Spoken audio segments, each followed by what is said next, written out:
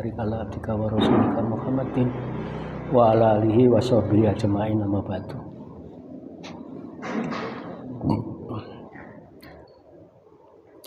Anak-anak sekalian, gerhana matahari itu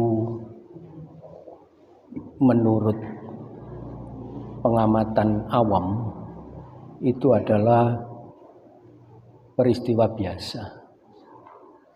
Dikatakan biasa artinya sebagaimana bergilirnya perputaran siang dan malam, dan silih bergantinya siang dan malam, dan beredarnya matahari dan bulan. Kita semua tahu kan yang namanya gerhana itu manakala sinar bulan tertutup oleh matahari yang ke arah bumi. Gitu. Kalau yang tertutup bulan itu mataharinya, maka itu namanya gerhana matahari. Bagi kita, dalam tuntunan agama Islam diperintahkan untuk sholat 2 rakaat seperti yang kita laksanakan tadi. Itu menandakan pasti ada apa-apanya, ya.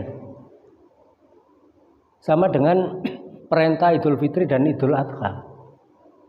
Itu mesti ada latar belakangnya. Kenapa? Kalau Idul Fitri kita tahu alasannya karena untuk merayakan kemenangan di dalam menaklukkan hawa nafsu kita selama 1 bulan dengan berpuasa. Ya, itu.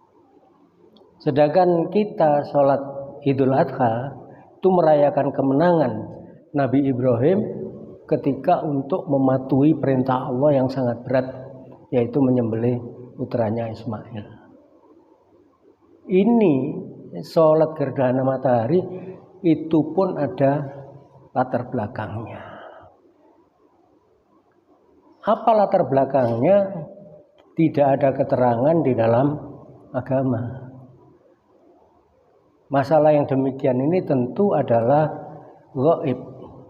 Jadi ada ayat Allah yang bersifat qauliyah yang tertuang di dalam Al-Quran, dan ada yang bersifat kauniyah yaitu berupa tanda-tanda alam. Gitu. Untuk apa Allah menciptakan ini? Untuk menyadarkan orang-orang beriman untuk senantiasa introspeksi atau mawas diri. Mengapa ini terjadi gerhana? Gerhana ini memberikan kebaikan atau keburukan. Kalau memang terjadi keburukan, kita tunaikan sholat 2 rakaat untuk mendapatkan kebaikan. Seandainya ini adalah kebaikan, jangan sampai terkotori oleh keburukan. Jadi tujuan sholat kusuf dan khusuf itu adalah untuk supaya kita mengingat Allah atau zikrullah. Ingat, ciri-ciri pengikut Nabi Muhammad itu ada 3. Yang pertama adalah mengharapkan bertemu dengan Allah. Yang kedua, mengharapkan cepat-cepat terjadi kiamat. Dan yang ketiga, banyak mengingat Allah. Di antara banyak mengingat Allah ini, ya ketika ada gerhana, maka kita sholat 2 rakaat. Dan ada pesan-pesan yang disampaikan yang namanya khutbah. Tuh. Di antara pesan-pesan khutbah itu ialah mengingatkan diri kita sendiri. Pada saat ini dalam posisi apa? Kalau misalnya kita ini sudah jauh dari ketaatan, maka dalam khutbah sholat khusuf atau kusuf itu diminta untuk meningkatkan keimanan dan ketakwaan. Dengan peringatan ini diharapkan ada kepatuhan. diikuti sehingga akan memberikan kebaikan. Kebaikan yang kita harapkan dari Allah itu adalah kebaikan yang mutlak, bukan kebaikan menurut pandangan kita. Sebab pandangan kita itu tidak mesti benar. Menurut kita benar, belum tentu di hadapan Allah. Menurut kita salah, belum tentu di hadapan Allah. Contoh sederhana adalah Nabi Musa alaihi salam pernah memohon kepada Allah, wahai Allah, agar supaya imanku ini kuat, tunjukkanlah keadilan-Mu.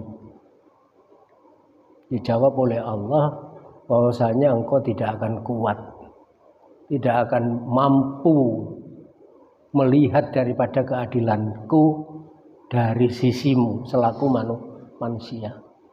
Tapi karena engkau minta, baiklah, silakan pergi ke bukit itu. Di situ ada celah batu. Di depannya batu itu ada perigi, ada tempat mengambil air bagi para musafir, orang yang melakukan perjalanan. Intiplah dari situ apa yang terjadi. Nabi Musa akhirnya bergegas menuju bukit itu. Jadi ada 2 batu, tetapi di celah-celahnya itu bisa melihat orang yang ada di sumur tadi. Yang pertama kali dilihat oleh Nabi Musa itu adalah seorang kaya. Karena dilihat dari kudanya yang bagus, kuda mahal gitu. Betul. Begitu mengambil air untuk mendinginkan muka, maka agar supaya tidak terkena pakaiannya, kalau dia itu sedang mengambil air gini, pakaiannya itu ikut ke depan. Karena apa? Di sakunya ini ada uang. Uang emas itu, uang dinar itu akhirnya dikeluarkan, ditaruh di tepi sumur tadi. Kemudian dia membersihkan muka. Setelah membersihkan muka puas, pergi. Si uang ini lupa.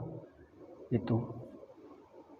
Karena ini adalah uang emas, tentu nilainya sangat banyak. Umpamanya diuangkan sekarang itu ratusan juta. Gitu, satu kantong itu, satu kantong. Sudah. Pergi, tidak seberapa lama ada orang buta yang dengan tongkat biasa ke situ memang. Akhirnya sampai di perigi itu belum mengambil timba, orang kaya tadi kembali. Oh, sebelum orang buta ini ada anak kecil bermain. Karena kehausan, akhirnya minum di situ. Melihat ada kantung berisi emas, uang emas di bawah. Kalau di situ kan tidak ada yang punya ya, karena jauh dari keramaian, di bawah uang ini. Tidak seberapa lama maka datang orang buta tadi, gitu. Orang buta ini belum menimba air, orang kaya yang lupa menaruh uangnya tadi kembali. Hei Pak Tua, mana uangku di sini? Lu udah tahu aku. Bohong. Lu siapa bohong? Mana mungkin? Aku melihat aja tidak bisa. Masa tahu dengan uang? Tidak bisa.